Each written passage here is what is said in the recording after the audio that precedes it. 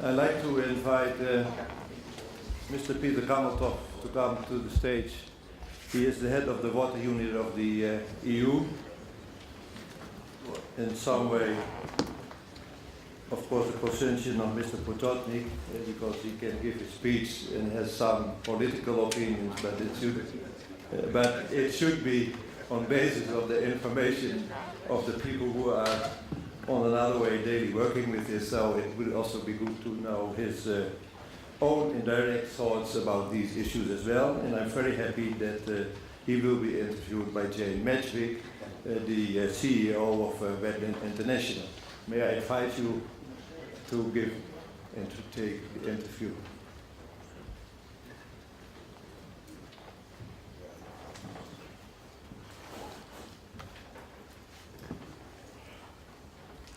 So thank you, Bart, and thank you, Peter, for agreeing to this session. I was teasing you at lunchtime that I was the chief interrogator, but actually this whole conference has stressed the need for cooperation, so it's in that spirit that we're talking. And I think all the questions are really reflecting on what can we do as a community here, that it includes governments, practitioners, researchers, all working together around river restoration. What can we do together with the Commission to take forward action on the key issues that have come to the surface during this event? So that's the spirit of the conversation. So just to start us off, during the last few days, we've been learning about and seeing, celebrating some real successes in river restoration, small and large.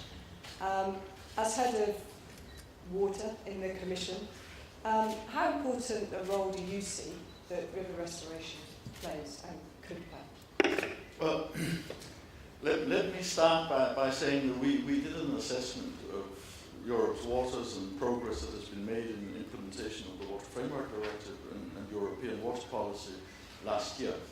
Now, what came out of this was that, well, we are making progress, but we are not making progress very fast. So, in a sense, the glass is half full, half empty. If we continue at the pace that we have been improving water quality with over the last 10 years, we may, something like 2050, reach something like what the objective of the Water Framework Directive is. I think you all heard also what Commissioner Potocnik said about population growth, about pressures on water, about increasing consumption, and so on. This is clearly not sustainable. More has to happen. What we identified in our assessment was that I think there were three existing and up-and-coming challenges, big challenges in water. One is diffuse pollution.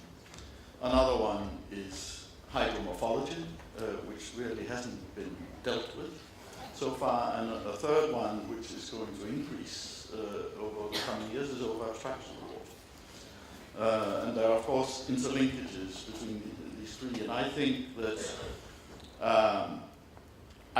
that for all of these three items, river restoration has an important role to play. River restoration will help control water flows in rivers. It will help control, thus, conservation of the resource. It will help improve water quality. It will help mitigate flood risks and drought risks. It will help improving biodiversity, and it will help improving soil, which is also under threat. So, it is really, it is a measure, I think, that is one of the important measures for improving water quality, but it also has a number of important side benefits that we need to take into account. And I have to say, I was in a session this morning talking about communication, and one of the things I would say here is we're not very good at communicating the benefits that are linked to this.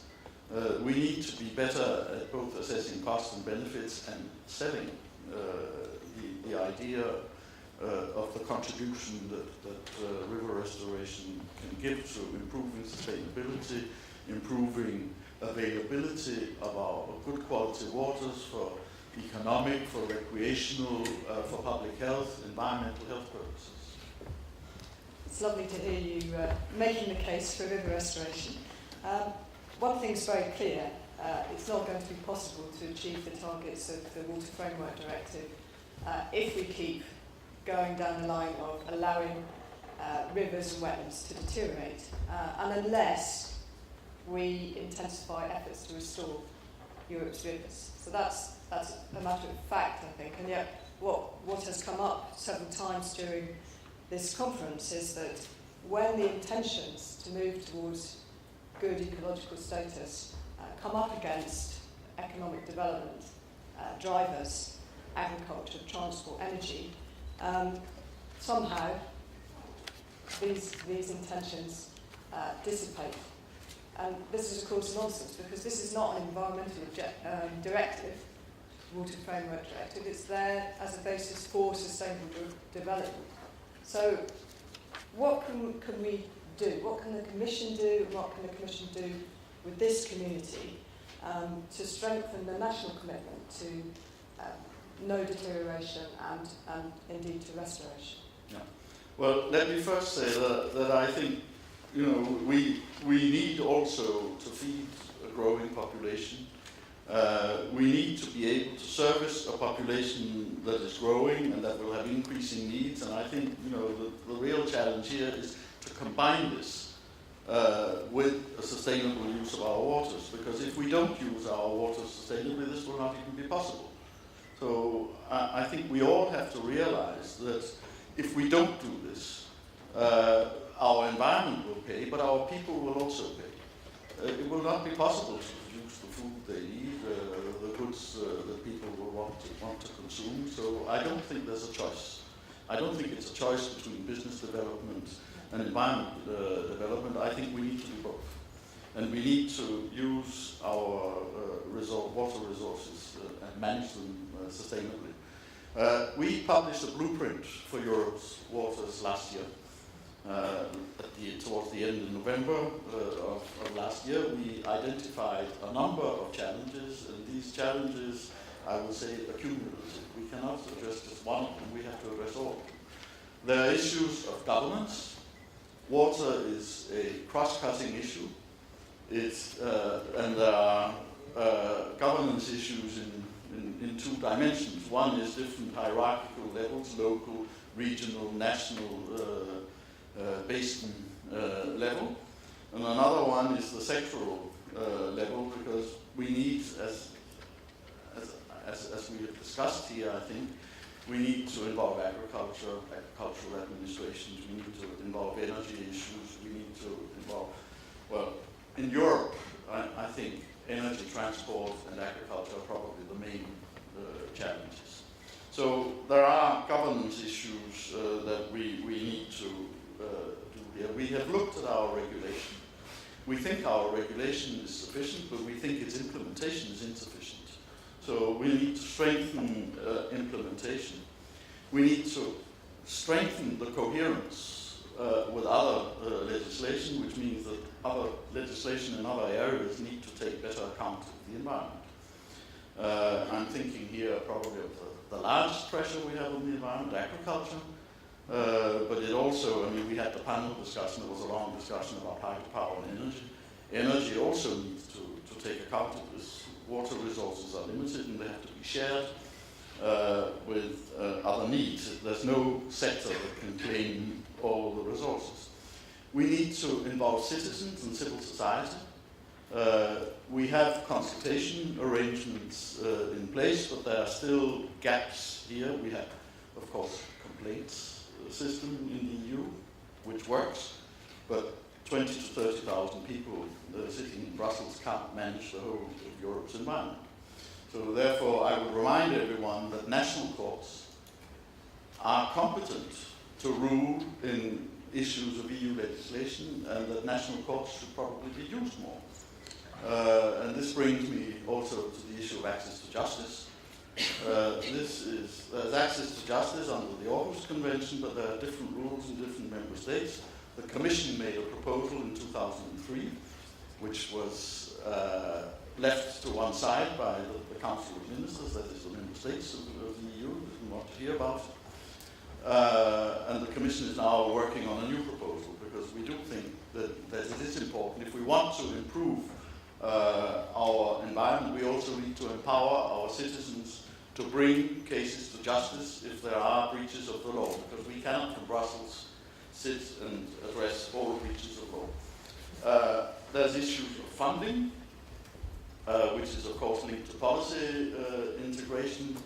There's the issue of the common agricultural policy. There's the issue of regional policy. There are, well, I think they're the main issues. There's also research and development, innovation.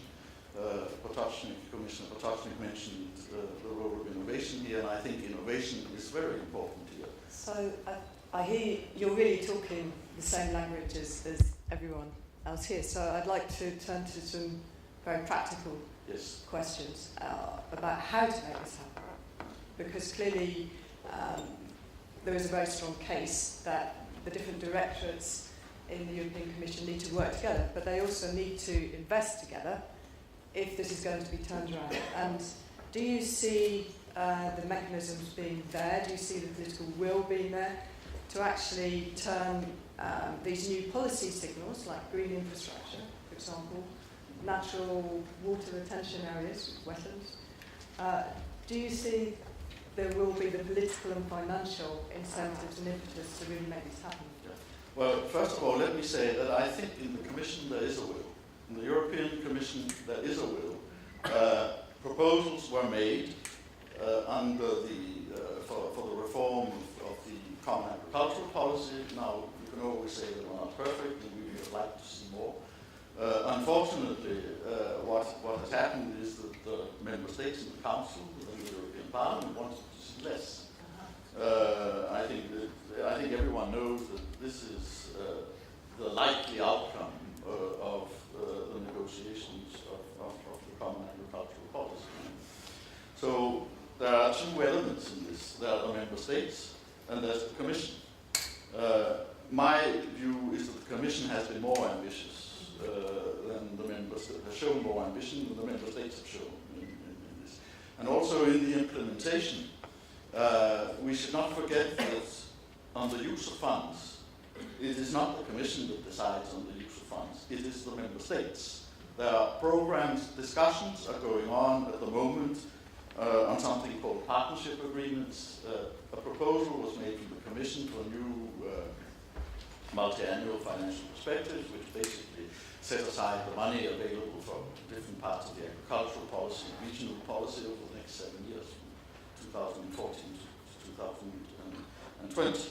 The idea is that partnership agreements should be made, setting out priorities, and that these should thereafter be implemented in operational programs, regional policy, and rural development programs for agricultural policy. But there's very clear, I mean, if anyone has the idea that it is enough to lobby the Commission and that get the Commission to set priorities, they got it wrong. Member states have the upper hand in this. The Commission has proposed green infrastructure as a priority for regional spending.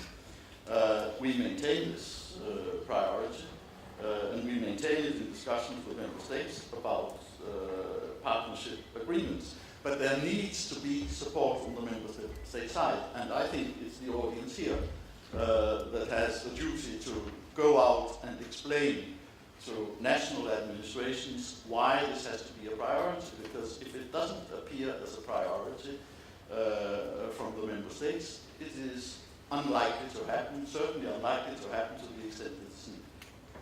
That's a fair point, and it's a natural collaboration, perhaps, that we can help raise awareness at the national level to help make this happen. But to take another practical example, more than 15 years ago, when I was then with WWF, the Commission helped develop a guidance on the role of wetlands in helping achieve the achieve the Water Framework Directive targets. So it's been very encouraging in that direction, but actually restoring wetlands, river restoration is still seen and portrayed as a nice to do, a good thing to do, but there's no obligation to do it. And that's no real incentives to do it. So we take your point that we can encourage at the national level, but incentives and some obligation would go a long way. Do you see any way that this can be moved forward?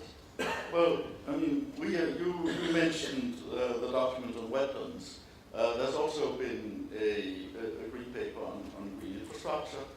We are also preparing a guidance document on natural water retention measures, which will come out hopefully next year. These are all things that stimulate uptake of this kind of measure.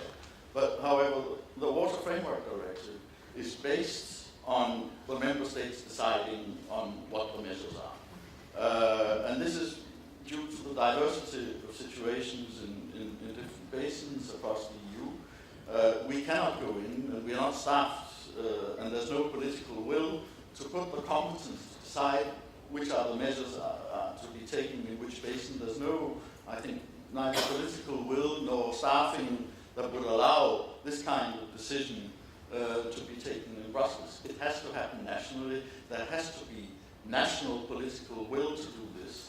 And this is where I appeal to the audience, that don't sit and wait for Brussels to do things. We will do what we can to create the conditions, the best possible conditions for these things to be implemented and create incentives to do so.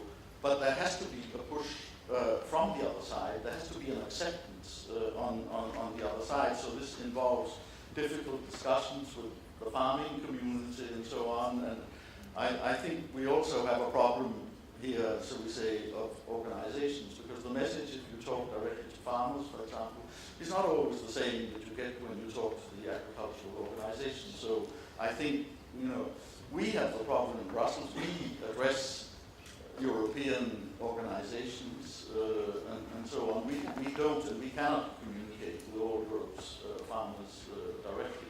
But I think if we want things to happen, if we want the ground to shift, then somebody needs to do it. And somebody, I think, somebody are sitting in this room. Well, that brings me to my last question. So the Commission has very helpfully invested in programs like Restore and Reform, Framework 7 program, which have really built these networks, built the knowledge base and the understanding of how to restore rivers, the value of doing that, and so on. And in some ways, monitoring the billions of euros of investment in infrastructure and showing what's happening with that. So this is a tremendous knowledge engine for implementing the Water Framework Directive and others. But these are projects which are shortly ending. So do you see ways that the Commission can continue to work with this community and the broader community that we represent to keep this knowledge engine running and connect it as a real mechanism for change? Well, I think I do. I mean, one of the things we identified in the blueprint, I think, was the need for peer reviews between basins, because we, as I said before, I think we communicate with national authorities, national organizations, but we don't communicate with the level that actually has to do things. And one of the things that we need to do in order to transmit this knowledge is to make sure that that level is also, in one way or another, included in the work that we are carrying out under the Common Implementation Strategy, which will ensure that actually that knowledge can be transferred and made useful. I acknowledge that this is a gap that we have. I don't have the solution at the moment, but I acknowledge that this is an issue that we will have to address. One of the instruments we have is the Water Information System for Europe. We can have a look at how can we use that, for example, as an interactive system to bring this knowledge to those who need it. But this, I'm thinking aloud now. We don't have all the solutions. We need to think more and deeper about this. But certainly, I acknowledge that we need to deal. Peter, thank you very much for joining me, and I think we've clearly demonstrated there's a lot we can do together. Thank you very much. Thank you very much.